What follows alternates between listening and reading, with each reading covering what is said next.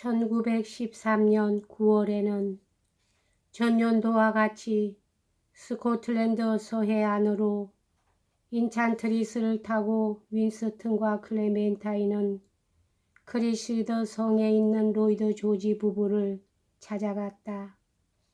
클레멘타인이 인찬트리스 호에 군이 넬리와 같이 남아있는 동안 윈스턴은 매년 장관의 자격으로서 하는 벨모르를 방문했다.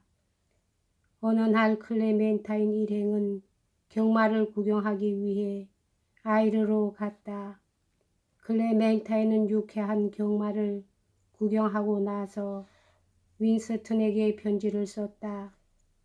이 경마장은 소형 에스코트 같았어요. 캐플 여사도 경마를 구경하려 오셨더군요. 이 선박 여행은 아란 섬에 있는 브로딕 성에서 거행된 장관회의로 끝났다. 다른 몇몇 장관들의 부인들도 이곳에 모였는데 정치적, 사회적 색채를 띤 이 모임은 이틀간 계속되었다. 마지막 저녁에 일행 전체가 인찬트리스 호에서 식사를 했다.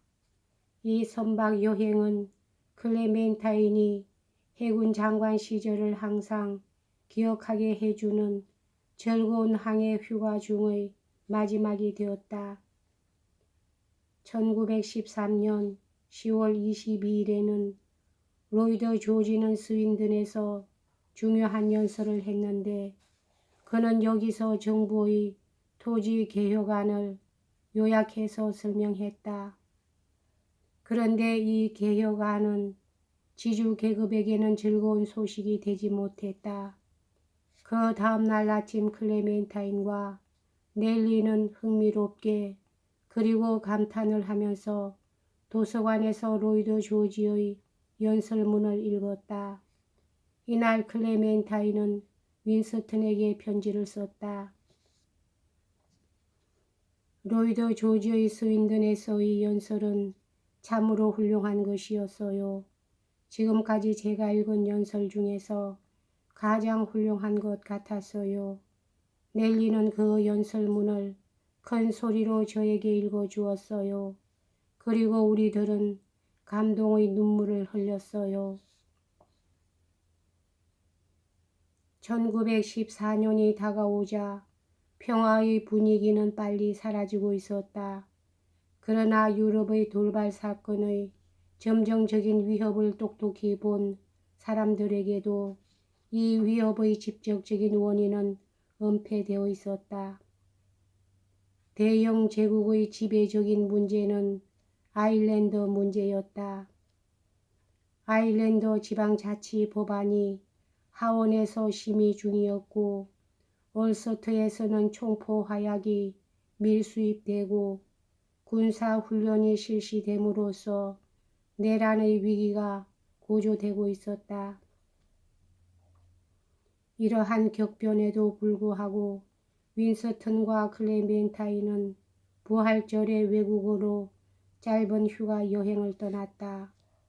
그들은 윈스턴의 오랜 친구이자 후원자인 어네스트 캐슬의 손님으로 마드리드로 갔다. 그리고 이 일행 중에는 캐플 여사와 그녀의 딸인 비올렛도 있었다. 윈스턴이 집에 돌아오지 않을 수 없게 되자 클레멘타인은 그대로 남아서 세빌과 그라나다를 방문했다. 클레멘타인은 또다시 임신했다. 그녀는 1912년에 유산을 했기 때문에 이번에는 주의사항을 잘 지키고 있었다. 그래서 세빌에서 벌어지고 있는 투어를 구경하지 않았다. 어네스트 경도 다른 일행보다 앞서서 돌아오지 않으면 안 되었다. 그리고 그는 일행이 귀국하는 길에 자신의 손님으로서 일행 모두가 파리에서 며칠간 머무를 것을 제안했다. 이 유쾌한 몇 주일의 휴가 중에 케플 여사는 클레멘타인에게 선의이긴 하지만 그래도 깜짝 놀랄 만한 제의를 했다. 그것은 클레멘타인이 어느 돈 많고 지위가 높은 남자를 애인으로 맞이함으로써 남편을 크게 도울 수 있지 않겠느냐는 것이었다. 케플 여사는 알맞은 애인 후보감을 찾는 데 기꺼이 도와줄 의사가 있다고 말했다. 그러나 결론적으로 클레멘타인은 윈스턴을 도와주는데 등한시하게 될 것이라고 말했다. 클레멘타인이 이러한 이상야릇한 제안을 재미있게 받아 넘긴 것은 클레멘타인이 케플 여사를 좋아하고 있다는 것을 증명해 주고 있는 것이었다. 보통 그렇듯이 클레멘타인이 임신 중에 스페인에서 즐겁게 시간을 보내고 있는 동안은 건강이 좋았었다. 그러나 윈스턴이 비행기를 타기 시작함으로써 클레멘타인은 몇 달 동안 괴로워했다. 처칠은 영국 해군 소속 공군의 중요한 창시자였다. 이 해군 소속 공군의 목적은 해군이 독자적으로 항구와 기타 중요한 해군 시설을 방어하는 데 목적이 있었다. 그는 해군 소속 공군의 역할을 열렬히 밀고 있었으며 발전에 깊은 관심을 갖고 있었다. 그리고 처칠은 지상에서 구경하는 것만으로 만족하지 않았다. 이 무렵 비행은 아직도 초기 단계에 있었기 때문에 1909년에 이르러서야 블레리옷이 비행기로 영국 해협을 횡단했다. 그런데 이제 육군과 해군은 전쟁기구로서의 비행기에서 막대한 가능성을 발견하고 있었다. 1912년과 1913년에 처칠은 몇 번 비행을 했는데 이 새로운 활동은 클레멘타인으로 하여금 깊은 불안을 느끼게 하는 원인이 되었다. 클레멘타인은 처칠이 자신의 직무의 한계를 넘어서 쓸데없는 모험을 하고 있다고 생각했다. 클레멘타인의 이러한 견해는 선이 말보로와도 의견을 같이 하고 있었다. 1913년 3월 12일에 선이 말보로는 윈스턴에게 다음과 같이 편지를 썼다. 장관께서 계속 하늘로 여행을 하신다면 저는 당신에게 더 이상 많은 편지를 쓸 시간이 없을 것 같습니다.